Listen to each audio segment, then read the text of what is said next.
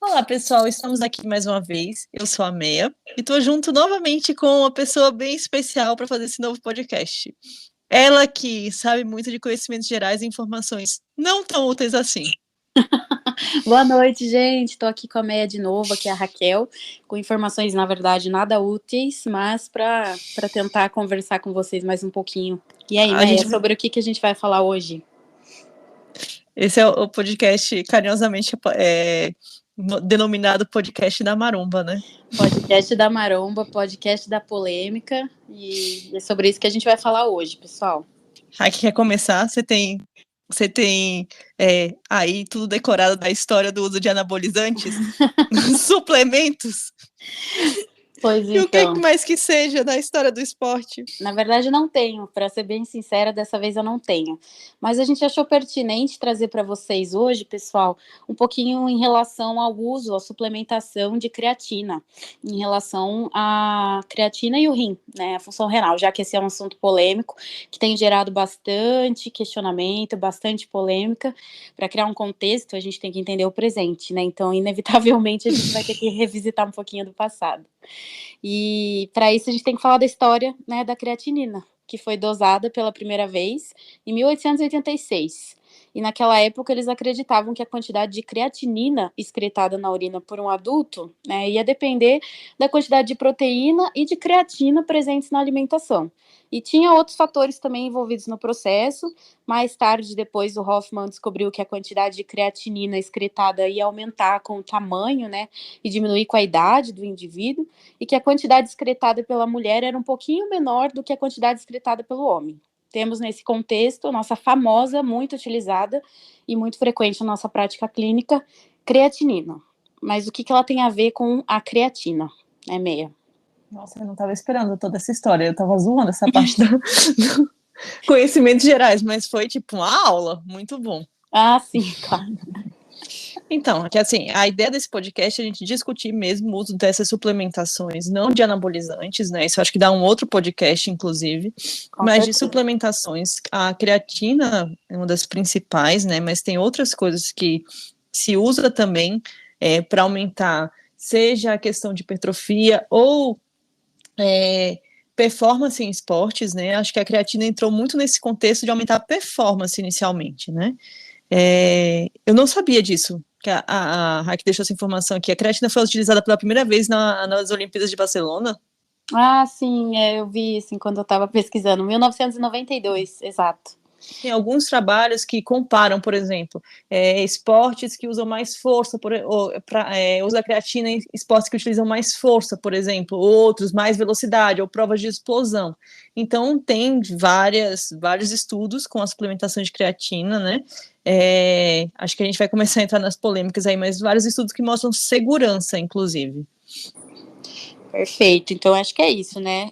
Creatina e rim, o que tem a ver, qual é a polêmica, onde vivem, o que comem, como sobrevivem, quem são as pessoas que usam, quem pode usar, quem não pode usar, e é sobre isso que a gente vai falar hoje.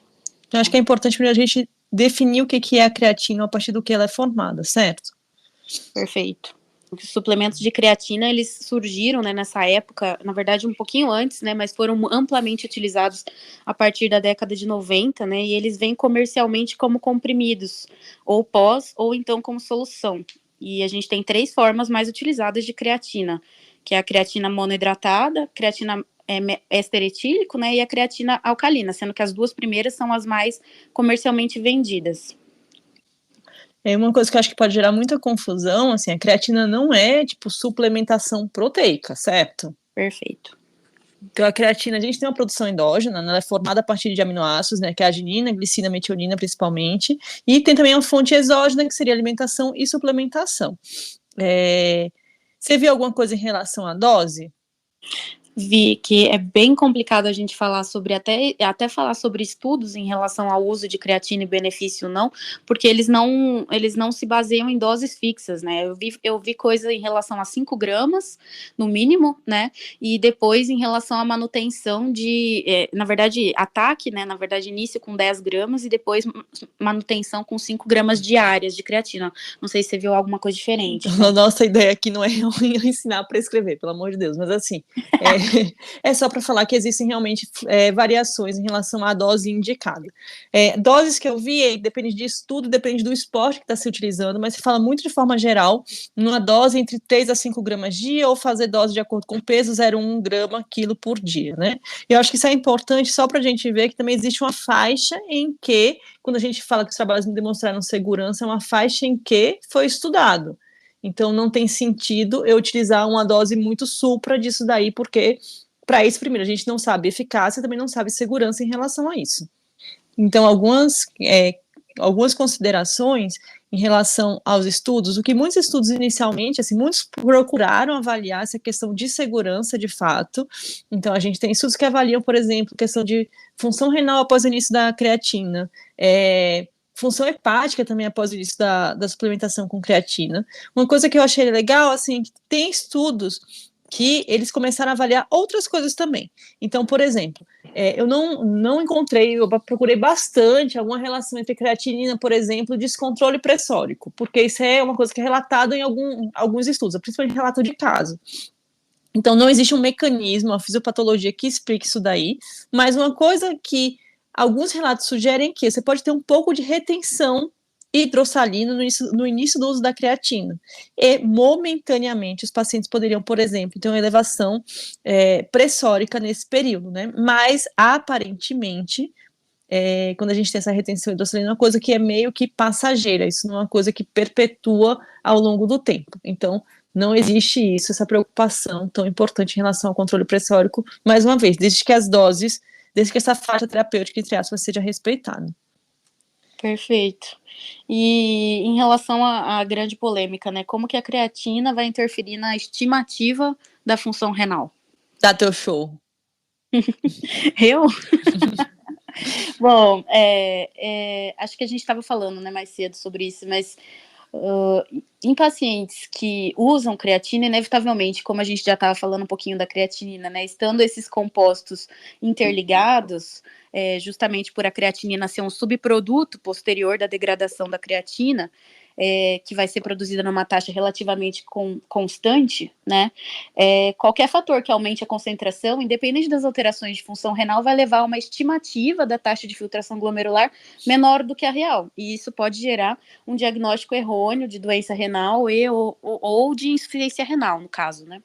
Acho que a gente tem que falar isso daí, né? É a questão que, até o momento, nenhum estudo provou, mesmo que os que acompanharam ao longo de um período, mesmo aqueles que acompanharam por um período mais longo, nenhum estudo relacionou, por exemplo, o uso da creatina nessa faixa segura, né, a dose que deve ser utilizada, nenhum estudo mostrou uma alteração, tipo alteração de fato de função renal, certo? Ou um aumento de doença renal crônica, ou um aumento de lesão renal, albuminúria, o que quer que seja, certo?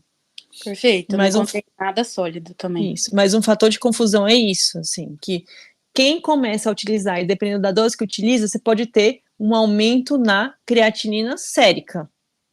Exato. Mas isso não necessariamente não vai refletir uma pior função renal, digamos assim. E os relatos de caso, poucos, né, que tem por aí espalhados, podem, na verdade, geram vieses, né, porque eles podem ser confundidos tanto com medicamentos em uso concomitante, com pacientes com doença renal já pré-existente e desconhecida, ingestão de outros suplementos, né, ou alguma outra coisa, até uso de esteroides, né, anabolizantes, androgênicos. Então fica muito difícil, complicado, né, a gente estabelecer essa correlação. Justo, assim. Algumas coisas que a gente pode comentar aqui. Primeiro é o que as pessoas estão utilizando, né? Porque uma coisa a gente está falando aqui de suplementação com creatina. A gente só deve lembrar que algumas pessoas não usam creatina só. Podem utilizar, por exemplo, anabolizantes associados. E aí já é um fator de confusão. Porque enquanto a gente fala que por exemplo, creatina, a gente tem uma segurança em utilizar, que os estudos até agora não provaram que existe associação com lesão renal. A gente está entrando no outro mundo aí de esteroides anabolizantes também, que, dependendo da dose, pode sim estar associado à lesão renal, né? E depende também do que as pessoas estão utilizando. Então, acho que são várias coisas. Uma coisa é o anabolizante também, que é feito, entre aspas, para humanos. Tem gente que utiliza suplementação vitamínica de anabolizante para animais. Então, já é outro mundo aí também, né? A gente tem que saber do que a gente está está tratando, e principalmente tem muitos pacientes que podem usar associações, que muitos deles não relatam, né? Então, acho que isso é um cuidado que deve se ter. Perfeito, é complicado, né? Eu acho que saiu até uma revisão legal da Sociedade Internacional da Sports Nutrition, acho que ano retrasado, tentando desmistificar os problemas com a creatina, né? Ou até defender, de certa forma. A gente não está aqui para isso, a gente está aqui para expor os dados que a gente tem. E ele até que esclarece quando começou esse impasse de suplementação de creatina em pacientes com DRC e por que seria desaconselhado. Mas aí já que eu estou fazendo o advogado do diabo aqui, eu vou te fazer a pergunta. Em pacientes que têm doença renal crônica, Meia, você recomenda ou desrecomenda o uso? Eu não estou falando aqui, eu vou falar muito da minha opinião, né? Não é baseado em nenhum guideline. Assim, eu não oriento fazer, por exemplo, entendeu? Acho que tem muito do que é meu e de crença minha, mas eu acho que é principalmente por um fator de confusão que isso pode me gerar. Perfeito. Porque se eu tenho elevação da creatinina aí, o que pode estar acontecendo? Muitas vezes eu não tenho outro exame fora a creatinina sérica para comparar, entendeu? Uma coisa é se eu tenho em mão cistatina C, outra coisa é eu tenho creatinina. E se ela aumentar, o que está acontecendo? Exato. Outra coisa é você ter também o paciente com uma monitorização frequente, né? Isso. É aquele paciente que você vai ver logo no consultório? Ou é aquele paciente que vai ter acompanhamento médico, nutricionista acompanhando, e a gente vai saber que ele está em uso? Então, acho que também a gente entra no ponto de sempre questionar, né, na anamnese, o que está sendo utilizado. E às vezes a gente esquece de perguntar de suplemento, né? A gente pergunta sempre que medicação o paciente está usando, mas a gente não pergunta, assim, deve perguntar, mas às vezes deixa passar, o paciente esquece de falar que está tomando alguma coisa diferente. E às vezes vem uma creatinina mais elevada, que dá uma estimativa da função, taxa de filtração estimada, né, mais baixa, e a gente fica quebrando a cabeça por quê, né? Exatamente. E aí um outro fator, assim, é que muitos pacientes têm dificuldade de suspender, porque, por exemplo, a gente poderia propor, os pacientes insistir muito, não, vou começar, lógico que isso é uma decisão que é do paciente também, né, a gente pode orientar, mas se o paciente fala que quer começar de qualquer jeito, acho que uma saída para isso seria uma monitorização mais de perto, e se a gente encontra alteração, orientar a suspensão, né, e aí talvez seja uma outra dificuldade. Então, assim, nos pacientes que já têm uma alteração de taxa de filtração glomerular, sou mais conservadora e eu prefiro que não inicie, né? Perfeito, concordo. Acho que a gente está falando de suplementação aí de creatina, a gente tem outras coisas, né? E pode entrar em várias questões. Por exemplo, para o paciente que você usou o exemplo de DRC, eu não oriento, ou se ele quer fazer uma suplementação, a dieta hiperproteica, nesse caso eu também não aconselho fazer. Tá? A gente tem sido menos conservador, quer dizer, guidelines, né? A gente tem sido menos conservador em relação a restringir proteína. Então, a gente é mais liberal na restrição proteica. Mas, até o momento, o que a gente tem de CADIGO é fazer uma dieta que seja não tão restrita assim, né? Então, já não se fala mais naquele 0,3 grama por quilo, mas entre um 0,8 e 1 grama parece ser aconselhável. E aí, nesses casos, eu também não oriento o paciente que tem alteração de taxa de filtração glomerular fazer uma dieta hiperproteica. Perfeito. Exato. Podem entrar dúvidas, por exemplo, paciente que tem algum fator de risco, por algum motivo ele tem um rim único. Esse paciente é desaconselhável que ele faça dieta hiperproteica? Acho que a gente não tem dados para falar isso, né? A gente não tem estudos com pacientes que têm um fator de risco, tipo, ele tem um rim único, e se a dieta hiperproteica aí vai ser maléfica. Não tem dado robusto para isso. Mas eu acho que vale um pouco de bom senso. Então, a minha orientação é: prefira não fazer uma dieta hiperproteica. Acho que isso talvez seja o mais prudente. Mas não posso dizer para ele que o ideal para ele é fazer uma dieta pobre em proteína, porque não é uma dieta normoproteica, né? Acho que isso é o mais aconselhável por falta de evidência de segurança do contrário, mas eu também tenho que afirmar que eu não tenho evidência que uma dieta hiperproteica nesses pacientes com taxa de filtração glomerular preservada seja maléfica. E aí, fora isso? Em litíase eu não encontrei nada de relato, não sei se você achou algum. Então, eu encontrei, assim, relatos de caso, né, de pacientes que ou tiveram episódio de nefrolitíase prévia e começaram uma suplementação com creatina e foram acompanhados ao longo do tempo, ou pacientes que utilizavam creatina apresentaram um episódio de nefrolitíase e também foram acompanhados porque não queriam suspender a suplementação, e também não tem nenhuma evidência de que a suplementação de creatina de forma isolada seja um fator de risco para a recorrência de nefrolitíase. Né? Em relação a dietas hiperproteicas e nefrolitíase, o que a gente sabe é que, de forma geral, a gente aconselha não ter uma ingestão exagerada de proteínas de origem animal, né? E aí entra a questão do sódio também, de outras medidas. Mas para creatina especificamente não tem muita coisa relatada também, não. Perfeito. E eu acho que relatos de nefrotoxicidade também foram muito raros em indivíduos saudáveis, né? Então, a gente tem a alteração do exame laboratorial, mas a maioria dos estudos que eu encontrei, que na verdade a maioria são séries de caso, falam que, igual você falou, na suspensão da suplementação, a creatinina volta ao valor basal nos indivíduos saudáveis, né? Se, por exemplo, numa situação, o paciente não quer suspender, tipo, vai lá, um indivíduo que não tinha nenhuma comorbidade, começa a fazer suplementação de creatina e vai lá e dosa a creatina dele e dá aumentada. O que você faria nessa situação? E ele se nega a suspender a suplementação.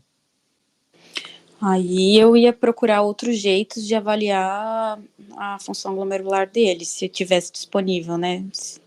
A princípio, se eu tivesse uma cistatina, seria um cenário ideal, né? Já que ela ia me ajudar nesse contexto, a cistatina C. Se eu não tivesse disponível e o paciente não quisesse suspender a medicação nem temporariamente, a suplementação nem temporariamente para refazer o exame, ia tentar procurar outras, né, avaliações, sei lá, qualitativas e estruturais, às vezes. Mas você fica muito às cegas, né? Eu não sei como que você investigaria isso. Assim, eu acho que se a gente tem disponível cistatina C, pode ser uma boa saída, né? E eu acho que isso é coisa que a gente põe assim, que é absurdo, o cara não vai querer suspender. Não, isso é coisa de prática, entendeu? Uhum. Cistatina C é uma saída. Se a gente não tem disponível cistatina C e não é nada que chame muita atenção, acho que a gente pode seguir também acompanhamento de perto e dosando exames, entendeu? Vai tentando adaptar para a realidade que a gente... E, mais uma vez, porque que aquele indivíduo quer também. Sim. Não adianta nada a gente ficar falando, tem que suspender, tem que suspender. Ele acha que a decisão é dele e não adianta a gente ficar brigando e discutindo isso daí, porque muitas vezes ele vai para casa e não vai suspender mesmo. Com certeza. Mas também, se eu tenho uma suspeita de uma nefropatia que pode deteriorar, né, a longo prazo, enfim, e que eu preciso saber, eu acho que seria até mais pertinente conversar, dialogar com esse paciente e expor o que nós temos de risco e benefício, né, de não saber como que está real a estimativa da função renal desse paciente. E acho que são situações diferentes que eu acho importante pontuar. Uma coisa é o indivíduo que não tem comorbidades lá, que não tinha nada prévio, que não tem nenhuma outra evidência de lesão renal, que está fazendo suplementação e tem um aumento de um exame de creatinina. Né? Esse eu acho que a gente tem mais tranquilidade se ele tem um aumento discreto, sem albuminúria, sem outras alterações, a gente parar e pensar, vamos dosar uma cistatina C, vamos fazer o segmento, o que você está pensando em fazer? Acho que isso é um ponto, né? E mais uma vez, desde que seja um aumento discreto da creatinina. Um outro um indivíduo que eu tenho uma suspeita de uma lesão prévia, ou ele está cursando aí com albuminúria, com outros indicativos de lesão renal, acho que é diferente também. E acho que a nossa abordagem deve ser diferente mesmo. Não passiva, né, nesse caso. Sim, ser mais agressivo em termos de investigação e de tentar suspender o que pode estar levando à alteração aí. E acho que também, perfeito, que você falou, entender quem é esse paciente, né? Esse é o atleta de alta performance que faz exercícios, né, de alta intensidade e faz uso da suplementação justamente por conta disso, ou essa é a pessoa que, né, começou a tomar porque tá todo mundo tomando, enfim, e vê benefício, e tá tomando outras coisas também. Então, assim, isso tem que ser muito conversado, né? Hoje em dia, a gente tem muito mais acesso a muitas outras coisas, né, disponíveis, e às vezes vale uma conversa, né, sobre em consulta, né? Acho que vale muito, acho que esse ponto é muito importante, né? Atletas de alta performance utilizam, eu acho que a gente pode falar de uma população específica, de fisiculturista que utiliza muita coisa, né? E acho que esse é um ponto. E daquele outro também que começou a utilizar, porque começou a fazer academia. São mundos diferentes. Só tomaria cuidado, até que eu citei essa população mais específica de fisiculturista, muitas vezes é uma população que toma muita coisa, né? E acho que mais do que a gente está brigando e falar, tem que suspender tudo assim, entender quem que é aquela pessoa lá, o que é aquilo é importante, né? E tentar minimizar riscos, digamos assim. Então, para quem toma suplementação que é para cavalo, anabolizantes e suplementação com creatina, o que é essa suplementação com creatina comparada a todas as outras coisas que ele está utilizando, né? Pode parecer um absurdo falar isso, mas assim, a gente teve alguns casos, eu tive casos durante a residência e mesmo depois, pacientes jovens, assim, que chegaram com a hipercalcemia. Então, ele utilizava a suplementação de creatina, mas além disso, ele utilizava também um complexo vitamínico que era feito para cavalos e que tinha muita vitamina D. Uhum. Então, a gente tem que estar atento a essas outras coisas. Então, a hipercalcemia dele, na verdade, tinha uma etiologia muito clara quando a gente conversou com ele, né? E acho que a gente tem visto bastante isso. Não sei qual a tua experiência, assim, mas a gente tem visto muita hipercalcemia, tanto no contexto de pessoas que utilizam para prevenção de doenças, né? Porque viu alguém que falou isso, ou viu algum lugar que se aconselha isso, tanto como entra nessa suplementação toda do pessoal que faz muita atividade física, né? Exato. Meu N é um pouco menor, mas eu vi na residência alguns casos que me marcaram, assim, essa suplementação com hipercalcemia, a investigação extensa e vai ver a pessoa estava usando suplementação de vitamina D em doses absurdas, assim. Eu vi, sim. Então, a gente tem convivido muito mais com isso, né, do que se a gente for pensar décadas atrás, né? E acho que tem também uma disseminação de muitas informações que muitas vezes não tem evidência tão grande por trás, assim. Outro dia me perguntaram em relação, não sei se você já ouviu isso, em relação ao aumento da ingestão de sal, tipo sal de cozinha, NaCl, cloreto de sódio, para aumentar a hipertrofia. Nossa, não, meu conhecimento também é zero também nessa parte, né, porque não só não utilizo como, né, enfim, mas nunca ouvi falar, não. Mas aí aquela falsa ilusão, bom, não sei, tô inferindo, né, aquela falsa ilusão de aumento que não é de massa muscular e sim de retenção hídrica, né. É exatamente isso! Tá. Exatamente isso! Que bizarro. Eu fiquei meio chocada quando eu vi essa história, eu não sei de onde surgiu, inclusive, mas assim... se propaga isso, entendeu? E assim, na verdade, tem, acho que um componente de retenção hidrossalina aí. E não existe, assim, estudo que mostre aumento de hipertrofia se você consumir 10 gramas de sal por dia. E a gente preocupado com a pressão, que é muito bom. É exatamente isso, eu só chamaria atenção, porque muitas vezes, assim, as pessoas que estão atrás disso daí, e aí, mais uma vez, eu entro, são pessoas que utilizam outras coisas que podem estar associadas a aumento dos níveis pressóricos, né? E se dando mais sal, imagina aí o que pode acontecer. Sim, sim.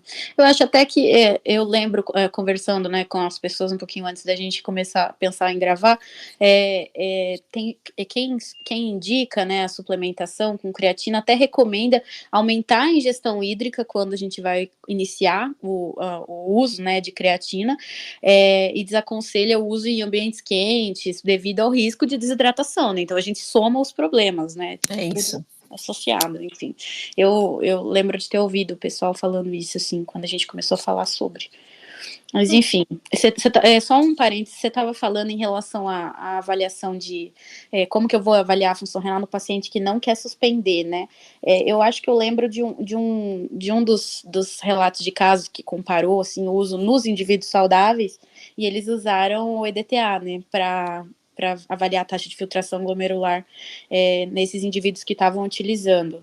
E aí a conclusão lá da série publicada tinha sido que o suplemento com creatina era seguro e não afetava a função renal, quando eu não puder suspender, né? Claro que assim, já que tô pensando nesse ponto, eu posso lançar mão de uma cistatina assim, né?